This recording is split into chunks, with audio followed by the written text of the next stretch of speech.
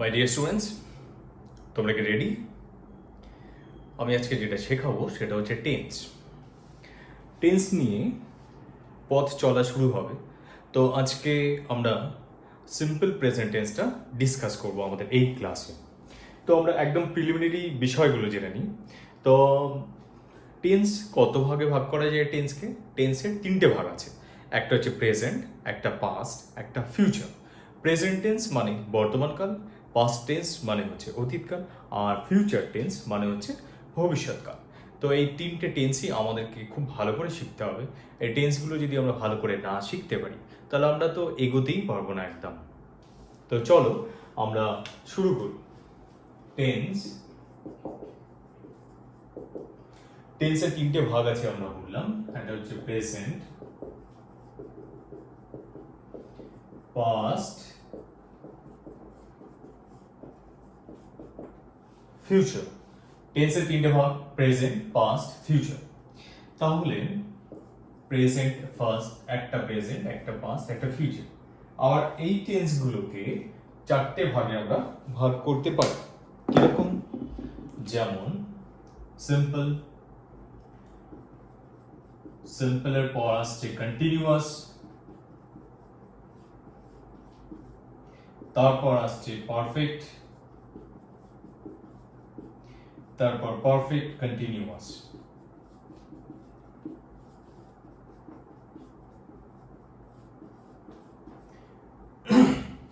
Simple, continuous, perfect, perfect, continuous. তো এই ভাগগুলোর আবার এই চারটে করে ভাগ আছে আমরা সবাই জানি। তো সিম্পল, কন্টিনিউয়াস, সিম্পলটা যেমন কি করি আমরা সিম্পল প্রেজেন্ট, আবার সিম্পল পাস্ট, সিম্পল ফিউচার। তার মানে কি এই প্রেজেন্ট, পাস্ট, ফিউচার এর আগে আমরা সিম্পলটাকে ইউজ করি। কন্টিনিউয়াস, পারফেক্ট, পারফেক্ট, কন্টিনিউয়াস এগুলো সবই এদের পরে পরে আসে। কিরকম? Present continuous, past continuous, future continuous. Present perfect, past perfect, future perfect, এবং present perfect continuous, past perfect continuous, future perfect continuous. আমরা এক একটা ক্লাসে এক একটা টেন্স নিয়ে ডিসকাস করব এবং পুরো টেন্সটা তোমাদের সবার জন্য ক্লিয়ার করার চেষ্টা করব। এই টেন্স না জানলে ফার্স্ট অফ অল তুমি সেন্টেন্স ফর্ম করতে পারবে না, ট্রান্সলেট করতে পারবে না, রাইটিং তো তার পরে আসবে। আমরা ফার্স্ট এক একটা ইন্ডিভিজুয়াল সেন্টেন্স ফর্ম করা স্টার্ট করব, তারপর অনেকগুলো সেন্টেন্স লিখব, দিয়ে তারপর রাইটিং এর দিকে যাব যে কোনো একটা আইডিয়া বা আমরা কোনো একটা আইডিয়াকে নিয়ে যদি আমরা লিখতে চাই তাহলে কিভাবে আমরা সমস্ত ইনফরমেশন জট ডাউন করে সুন্দরভাবে সাজিয়ে গুছিয়ে গ্রামাটিক্যাল মিস্টেক না করে আমরা একটা এসে বা একটা প্যারাগ্রাফ কিভাবে লিখবো সেটাতে আমরা পড়ে যাব। তো আমরা একদম বেসিক থেকে স্টার্ট করব। তো present, past, future, simple, continuous, perfect, perfect, continuous. আমি আশা করছি এটা তোমাদের কাছে কনসেপ্টটা ক্লিয়ার করো। তারপর আমরা আসছি simple present.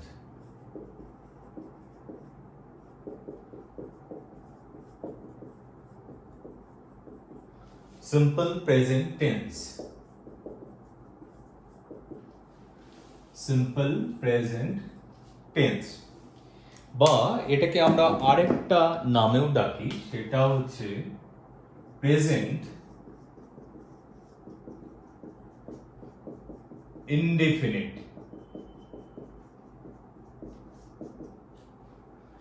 Simple present tense or present indefinite, আবার প্রেজেন্ট ইনডিফিনাইটও এরকম ভাবে বলে। তো এটা কি? এটা হচ্ছে খুব সিম্পল, একদম ভীষণ ইজি একটা tense.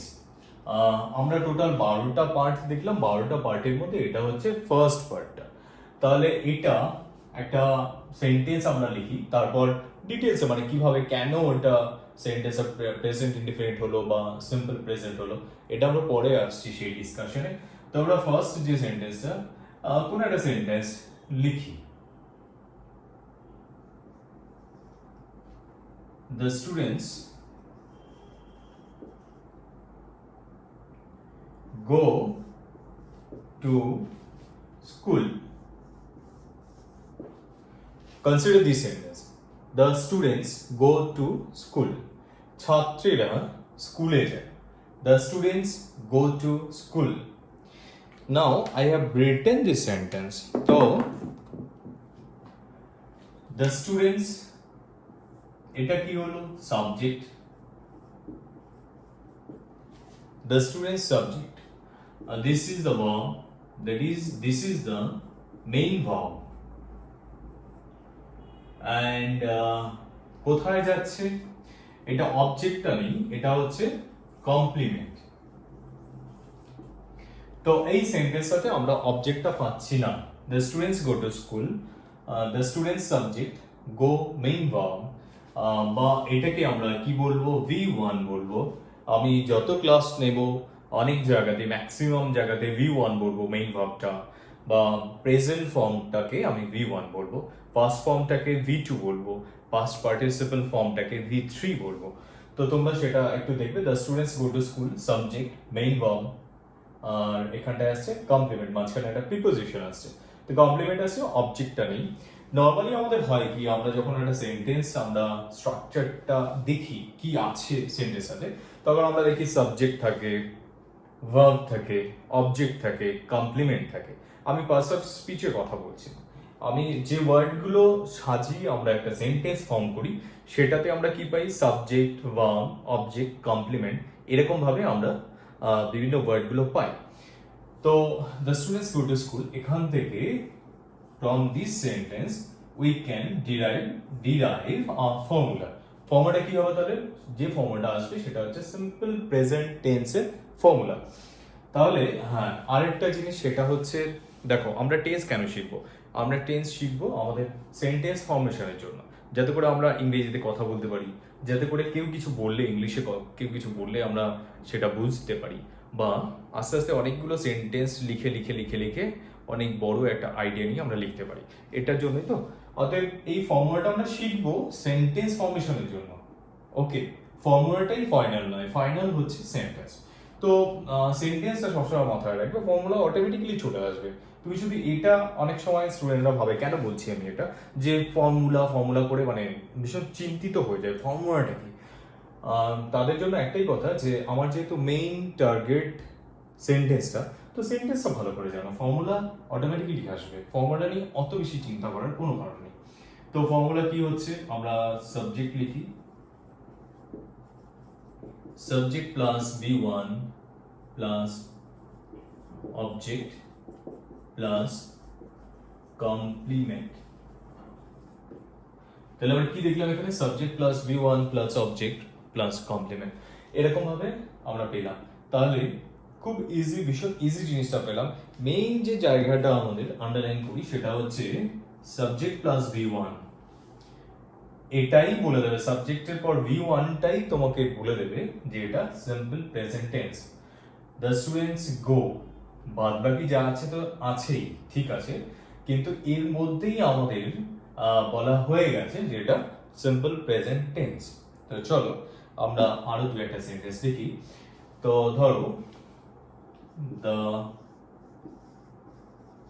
players run in the field. এই সেন্টেন্সটাতে দেখো, এই সেন্টেন্সটাতে আমি কি করছি? the players run in the field। তাহলে the players এটা সাবজেক্ট, এটা হচ্ছে V1, এটা হচ্ছে মেইন ভার্ব আর the present form of the verb। তাহলে আমরা কি পেলাম? তাহলে সিম্পল প্রেজেন্ট টেন্সের ফর্মুলা আমরা পেয়েছিলাম subject plus V1 plus object plus complement. এখানেও আমরা সেরকম ভাবে পেয়ে গেলাম, সাবজেক্ট প্লাস V1টা আমরা পেয়ে গেছি। তারপরে এখানেও অবজেক্টটা নেই, এখানে হচ্ছে কমপ্লিমেন্ট। এখানেও আমরা কি পেলাম? এখানেও আমরা কমপ্লিমেন্ট পেলাম। তাহলে এরকম ভাবে প্র্যাকটিস করতে থাকো।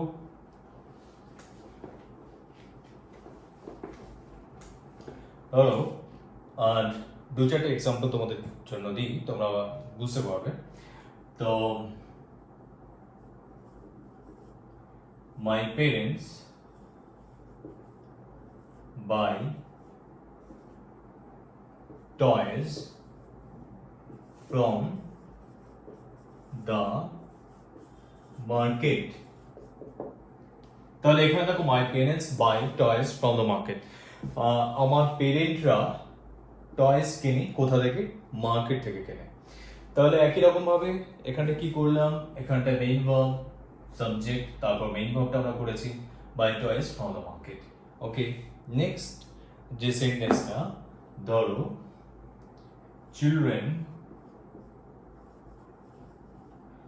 sometimes bite without any reason, ঠিক আছে? তো children sometimes bite without any reason.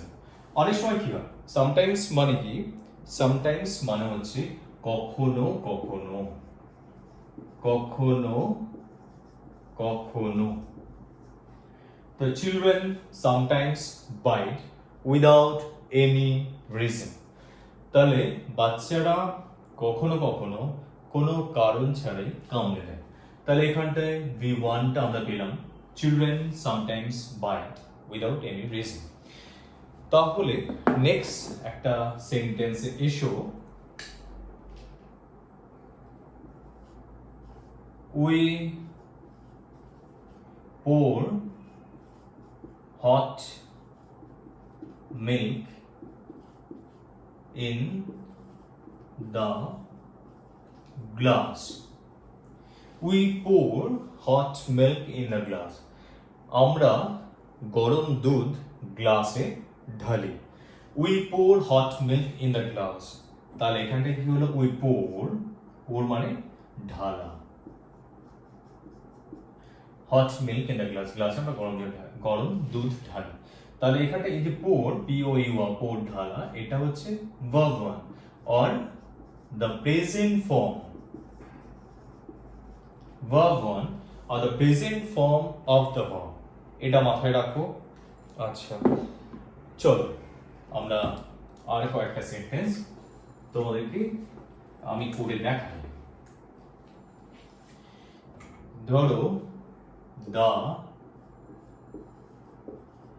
the boys fight with each other. The boys fight with each other. ছেলেরা একে অপরের সাথে মারপিট করে। The boys fight with each other. তাহলে এখানটায় কি হলো, fight, এটা present form of the verb তুমি পেলে। এখানে boys subject, subject for the first form of the verb তুমি পেলে, or the present form of the verb or the main verb তুমি পেলে। তাহলে এই সেন্টেন্সটাও সিম্পল প্রেজেন্ট দিয়েই হলো। আচ্ছা, তারপরে এখানে দেখো, ধরো এরকম একটা করলাম, দ্য ম্যাশিনস বিল্ড হাউসেস। তাহলে এরকম একটা সেন্টেন্স আমরা পেলাম, দ্য ম্যাশনস বিল্ড হাউসেস। কি হলো, ম্যাশন মানে কি, ম্যাশন মানে হচ্ছে রাজমিস্ত্রি। তাহলে এখানটা একই রকম ভাবে তোমরা এবার বলতে পারছো যে বিল্ড হচ্ছে V1। আচ্ছা, বিল্ডটা অনেকের ক্ষেত্রে একটু কনফিউশন হয়, অনেকের কাছে কনফিউশন হয় বিল্ডটা। বিল্ড যেহেতু লাস্টে ডি আছে, আমরা পাস্ট ফর্ম, তোমাদের দোষ নয় এটা, আমরা পাস্ট ফর্মে কি অনেক জায়গাতেই ডিটা পাই পাস্ট ফর্মে, কিন্তু এখানে ডিটা যখন আসে অনেকেই ভাবে এটাই বোধহয় পাস্ট ফর্ম, আসলে সেটা নয়। বিল্ডটা হচ্ছে এরকম, বিল্ড বিল্ড বিল্ড। তাহলে build build build, past form কোনটা, যেটা টি আছে, এখানেও টি আছে। তো যদি এটা মেক হতো, MAKE মেক, সেটা মেক থেকে মেড হতো, MAD মেড হতো। তাহলে যাই হোক, ডি আসছে বা ডি এসেন্সটা আসছে, ডি এর সাথে কোনো ভাওয়েল আসছে, এরকম ডি দিয়ে অনেক ক্ষেত্রেই আমাদের শেষ হচ্ছে। যাই হোক, এখান থেকে এবার আমি আরেকটা কথা তোমাদেরকে বলবো, তোমরা বেসিক জিনিসটা বুঝতে পারলে। এবার আরেকটা জিনিস তোমাদের সবার জন্য, সেটা হচ্ছে যে আমরা এতক্ষণ যেটা করলাম, ধরো সাবজেক্ট যদি এটা থাকে, আই, উই, এগুলো যদি সাবজেক্ট থাকে, ইউ, ইউ, এখানে হি, শি, দে, তাহলে কি করবো আমরা, I, we, I main verb V1, we এর পর V1, no problem. You singular V1, you plural V1, they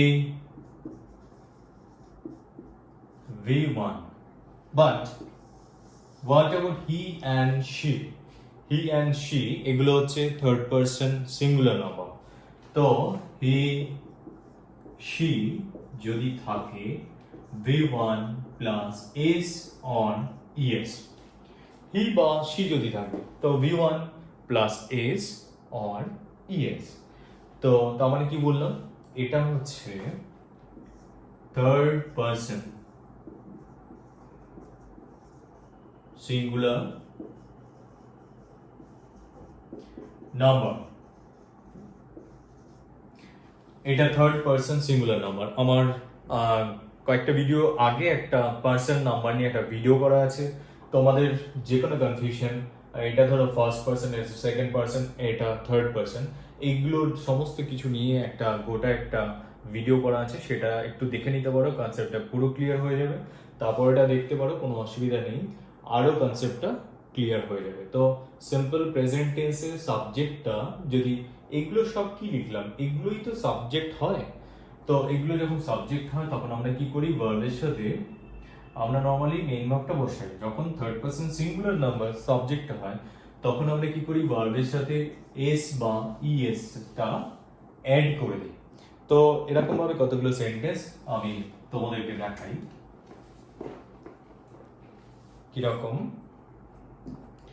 ধরো দা, এটা খুব কমন একটা sentence, universal truth, the sun rises in the east। তাহলে আমি এখানে কি দেখলাম, the sun rises in the east। the sun এটা হচ্ছে তোমার third person singular number, third person singular number.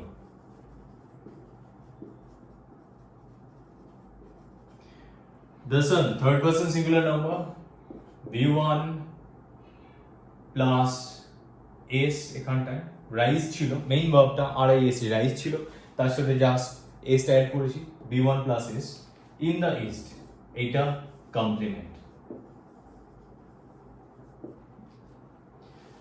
তো তাহলে কি দেখলাম, থার্ড পারসন সিঙ্গুলার নাম্বার হলো বলে মেইন ভার্বের সাথে এস অ্যাড করলাম। তারপর এরকম একটা sentence,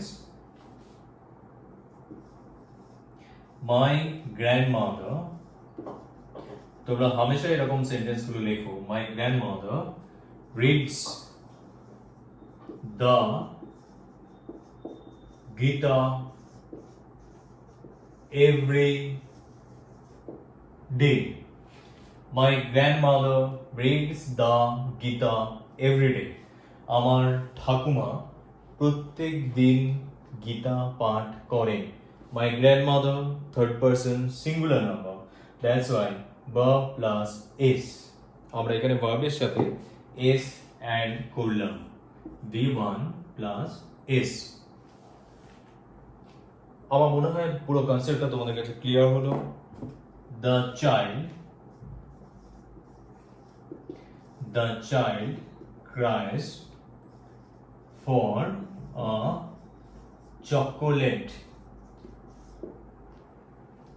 The child cries for a chocolate, বাচ্চাটা চকলেটের জন্য কান্না করে। তাহলে আমরা যে জিনিসটা আজকে শিখলাম সেটা হচ্ছে simple present tense or present indefinite tense বা প্রেজেন্ট ইনডিফিনাইট। তো আমরা মেইন যে জিনিসটা করলাম, মেইন যে জিনিসটা জানলাম সেটা হচ্ছে আমাদের সাবজেক্টের পর মেইন ভার্বটা আমরা ইউজ করব। তারপর যেরকম আসবে, অবজেক্ট আসবে, কমপ্লিমেন্ট আসবে, অবজেক্ট থাকতেও পারে, নাও থাকতে পারে, কমপ্লিমেন্ট থাকতে পারে, নাও থাকতে পারে, এরকম বিভিন্ন বিষয়গুলো আসতে পারে, কিন্তু সাবজেক্ট প্লাস মেইন ভার্ব থাকবেই। তারপর বাকি কনসেপ্ট ক্লিয়ার করার জন্য যা যা থাকা সেগুলো সব থাকবে। তো যখন first person singular number, first person plural number, second person singular number, second person plural number, third person plural number, এগুলোতে কোনো সমস্যা নেই, একদম চোখ বন্ধ করে সিম্পল প্রেজেন্ট টেন্স আমাদেরকে যদি করতে হয়, তাহলে আমরা কি করব, সাবজেক্টের পর মেইন ভার্বটা আমরা বসাবো ওখানে। আর যদি আমাদেরকে এরকম করতে হয়, যে এরকম যদি থাকে যে third person singular number subject থাকে, তাহলে সেই সাবজেক্টের সাথে আমরা কি করব, এস বা ইএস অ্যাড করব। এবং যদি ওয়াই থাকে শেষে, অবশ্যই করে ওয়াইটা উঠে গিয়ে আইইএস হবে ম্যাক্সিমাম জায়গাতে, সব জায়গাতে নয়, কোনো কোনো জায়গাতে ওয়াই উঠে গিয়ে আইএস অ্যাড হয় না। তো ওয়াইয়ের পর এসি অ্যাড হয়ে যায়, এরকম অপশন আছে। তো যাই হোক, তোমরা আশা করি সমস্ত কনসেপ্ট আমাদের ক্লিয়ার। এরপরেও যদি সিম্পল প্রেজেন্ট টেন্স নিয়ে তোমাদের কোনো ডাউট থাকে, কোনো কনফিউশন থাকে, বা যদি মনে হয় যে এখানে কিছু ইনক্লুড করা বা কি আছে সিম্পল প্রেজেন্ট টেন্সে, তাহলে অবশ্যই করে কমেন্ট সেকশনে আমাকে লিখে জানাও। আমি নেক্সট ক্লাসে সেটা অবশ্যই ডিসকাস করব।